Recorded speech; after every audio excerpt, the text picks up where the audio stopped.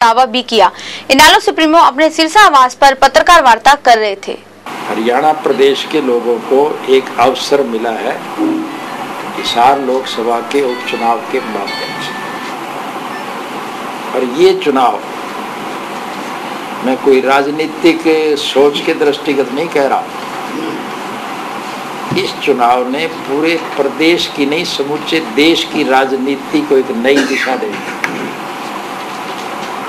लोग क्या चाहते हैं, क्या लोग बेकारी और बेरोजगारी को पसंद करते हैं, महंगाई से सुखी हैं, कानून व्यवस्था की स्थिति बिगड़ी हुई है इससे राजी हैं, या लोग भ्रष्टाचार से संतुष्ट हैं, या विदेशों में जो काला धन है वो इस देश में ना आए, लोग मौज लूटते रहे, इस बात को से लोग संतुष्ट है, क्या व्यापारी के व्यापार पर निरंतर चोट पड़ती रहे, टैक्सों की मार पड़ती रहे, व्यापारियों से फिरौतियाँ वसूल की जाती रहे, या किसान की भूमि कोड़ियों के भाव अधिग्रहण करके बड़े बड़े बिल्डर्स और डेवलपर्स को करोड़ों के भाव बेची जाए।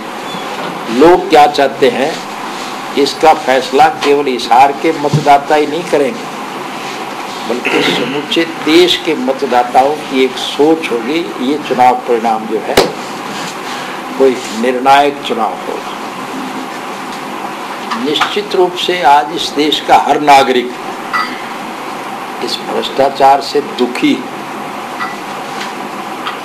इसीलिए इसका इससे बड़ा सबूत क्या होगा कि बाबा रामदेव ने विदेशी बैंकों से काला धन वापस लाने की मांग को लेकर के जो रामलीला मैदान में मरण व्रत रखने का निर्णय लिया था, क्या सारा देश उनके पीछे नहीं लग गया था? सरकार ने तो वही सलूक अन्ना हजारे के साथ भी किया था, उनको भी तो पुलिस उठा के जेल में ले गई थी। लेकिन चूंकि लोगों ने रोष व्यक्त किया और पूरी जेल को घेर लिया, सरकार को मजबूर कर दिया कि उस अन्ना हजारे को रिहा करना पड़ा।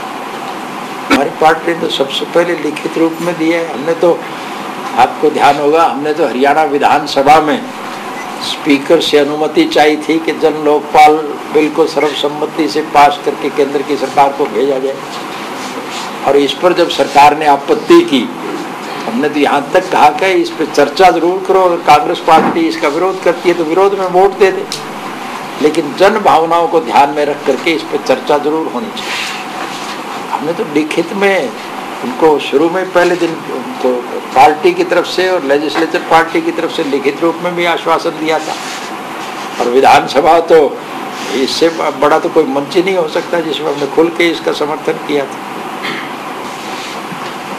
मैं गणित का विद्यार्थी रहा हूँ, अलजेब्रे में तो माइनस और माइनस प्लस हो जाते हैं, लेकिन राजनीति में माइनस और माइनस प्लस नहीं होते।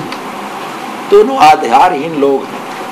दिवाला तो भारतीय जनता पार्टी का पिट गया, जो राष्ट्रीय सत्र की पार्टी है, केंद्र में विपक्ष की भूमिका निभा रही है, सदन में विपक्ष के नेता के तौर पर भारतीय जनता पार्टी के लोग बैठे हैं।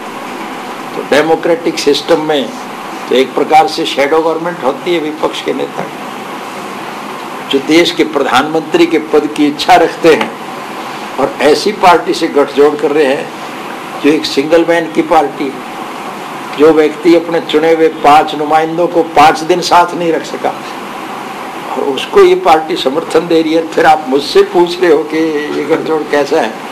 भाजपा का नेता नरेंद्र मोदी जो आज उपवास पे बैठे हैं 3 दिन के लिए, तो इसके बारे में आपका क्या कहना है?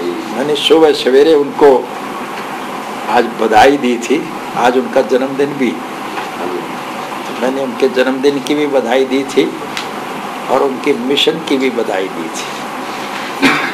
कोई भी व्यक्ति अगर आम तौर पर भी अगर उपवास करता है तो भी कम से कम उसके स्वास्थ्य को तो लाभ मिलता ही मिलता है, और उसका अनुसरण लोग करें तो देश में अन्न की भी बचत होती है। और जिस मिशन को लेकर के उन्होंने उपवास किया है वो मिशन तो अच्छा है, काबिल तारीफ है, मैं इसकी सराहना करता हूँ। मैं बीजेपी को आज भी कह रहा हूँ, कल भी कहूँगा, ठीक है, लेकिन व्यक्तिगत तौर पर अगर उसका निर्णय ठीक है तो मैंने तो उसको ये भी कहा है कि आपकी लंबी उम्र हो ताकि आपकी राजनीतिक सक्रियता और बढ़े, राजनीतिक तौर पर आपको और ज़्यादा शक्ति मिले। तो क्या उससे आप ये मान लेंगे कि मैं भारतीय जनता पार्टी की शक्ति को मान्यता प्रदान कर रहा हूँ? SGPC के चुनाव में जो मेरे पास रिपोर्ट है उसके आधार पर, मुझे पंजाब के हालात की तो जानकारी नहीं, लेकिन हरियाणा प्रदेश में 11 सीटें और 11 की 11 श्रोमणी अकाली दल आज की तारीख में जीत रही है, जबकि पिछले चुनाव में श्रोमणी अकाली दल केवल 3 सीट जीत पाई थी, 8 उसके खिलाफ गई थी। ये बदलाव की निशानी। और चूंकि इस चुनाव का असर पंजाब के असेंबली के चुनाव पर पड़ेगा और पंजाब के असेंबली के चुनाव का असर हरियाणा विधानसभा के चुनाव पर भी पड़ना स्वाभाविक है, इसलिए हम तो सिद्धांत रूप में चूंकि कांग्रेस के खिलाफ है, इसलिए वैचारिक तौर पर हम श्रोमणी अकाली दल का खुला साथ दे रहे हैं, क्योंकि लड़ाई बिटवीन कांग्रेस और श्रोमणी अकाली दल है।